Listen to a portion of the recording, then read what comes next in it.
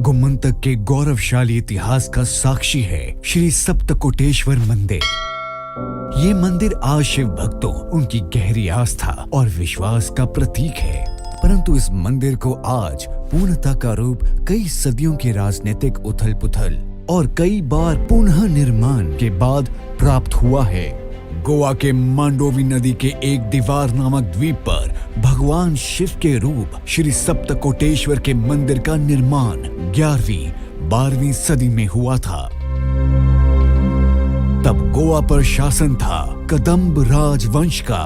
कदंब राजवंश अपने साम्राज्य को अपने राज देवता श्री सप्तकोटेश्वर का प्रसाद मानते थे। इसका सबसे बड़ा संकेत है उस साम्राज्य के सिक्कों या ताम्र पटों पर अंकित संस्कृत वचन श्री सप्तकोटेश्वर लब्ध वर प्रसाद। कदंब वंश की समृद्धि और व्यापार इतना व्यापक था कि उस काल को गोवा का स्वर्ण युग माना जाता था। परंतु गोवा के स्वर्ण युग पर बहामनी वंश का आक्रमण प्रकोप बनकर बरसा। इस आक्रमण में कई मंदिरों को नष्ट कर दिया और उसी बर्बरता का उदाहरण था सप्तकोटेश्वर मंदिर के शिवलिंग का अपमान। उसी दौरान दक्षिणी भारत में एक महान और विशाल साम्राज्य का उदय हुआ, विजयनगर साम्राज्य, जिसके खंडहर आज हम्पी के नाम से जाने जाते हैं। गोवा भी इसी विजयनगर साम्राज्य का एक भाग हुआ करता था। उसी महान साम्राज्य के सम्राट देवराज द्वितीय के आदेश पर गोवा के प्रधान श्री माधव मंत्री जी ने शिवलिंग को पुनः पूरे मान, सम्मान और आस्था के साथ स्थापित किया। यह इस मंदिर का पहला पुनरुत्थान था। यह पुनरुत्थान शायद बस कुछ ही समय के लिए था, क्योंकि कुछ ही वर्षों के बाद गोवा का इतिहास का एक काला अध्याय शुरू हुआ। वो साल था 1510, जब पुर्तगाली सेना ने गोवा की धरती पर अपने गंदे इरादों का पहला कदम रखा और धीरे धीरे गोवा में 3 क्षेत्र बारदेश, तिसवाड़ी और साष्टी में आकर बस गए। लोगों की धार्मिक आस्था नष्ट करने के इस कुटिल नीति में बलि चढ़े कई मंदिर। इन्हीं धार्मिक स्थलों की पहली सूची में शामिल था गोवा का श्री सप्तकोटेश्वर मंदिर। एक बार फिर हमारी आस्था को विदेशी ताकतों के कदमों तले रौंदा गया और हमारी आस्था की अखंड ज्योति श्री सप्तकोटेश्वर मंदिर के शिवलिंग को कुएं के पास फेंक दिया गया। इस अत्याचार में कई लोगों ने पलायन किया, कई ने अपनी जान तक दे दी। बहुत लोगों को जबरन अपना धर्म बदलने पर मजबूर किया गया।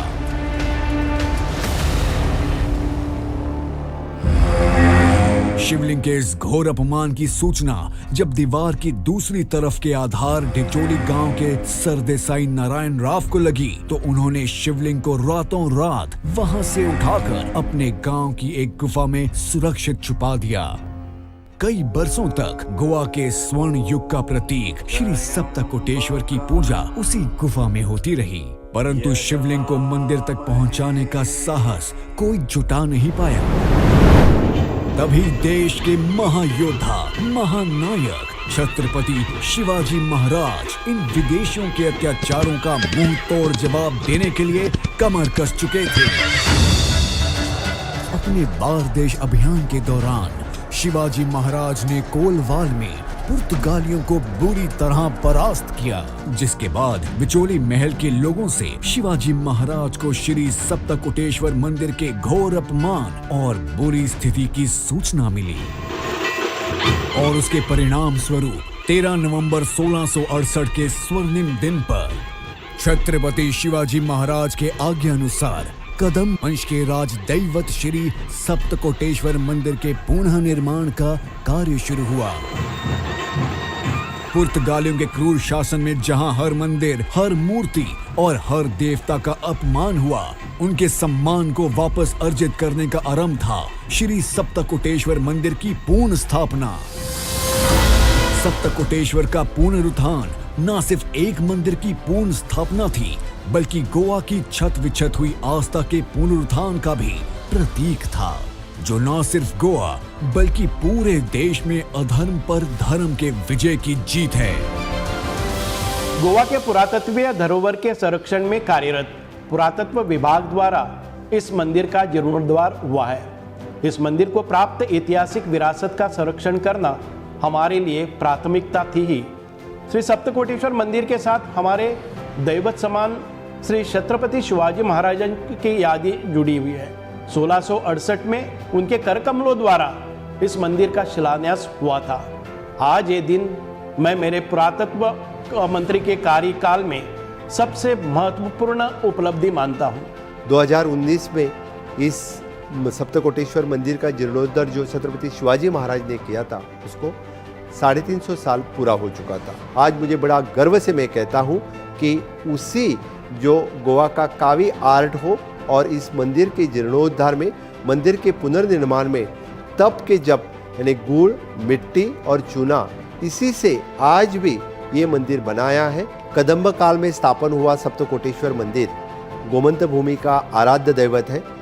बहुत सारे गोवा के लोगों का इस शिव मंदिर ये मूल स्थान है, आराध्य दैवत है। मुझे लगता है कि गोवा के सभी लोगों के लिए सप्तकोटेश्वर का शिव मंदिर एक सेंटर ऑफ अट्रैक्शन रहेगा। सभी लोगों इस मंदिर देखने के लिए, शिव का दर्शन लेने के लिए सप्तकोटेश्वर नार्वे में जरूर आएंगे। हमारे पूरे आर्कियोलॉजी डिपार्टमेंट की तरफ से, पीडब्ल्यूडी डिपार्टमेंट की तरफ से इस मंदिर को बहुत ही सुंदर बनाया है। हमारे इस डिपार्टमेंट के मिनिस्टर मिस्टर सुभाष फलदेसाई, इसके सभी डायरेक्टर्स, सभी स्टाफ और जिन जिन लोगों ने इसके पुनर्निर्माण में सहभाग लिया है, इनका मैं बहुत बहुत अभिनंदन करता हूँ। जय हिंद, जय गोमंतक।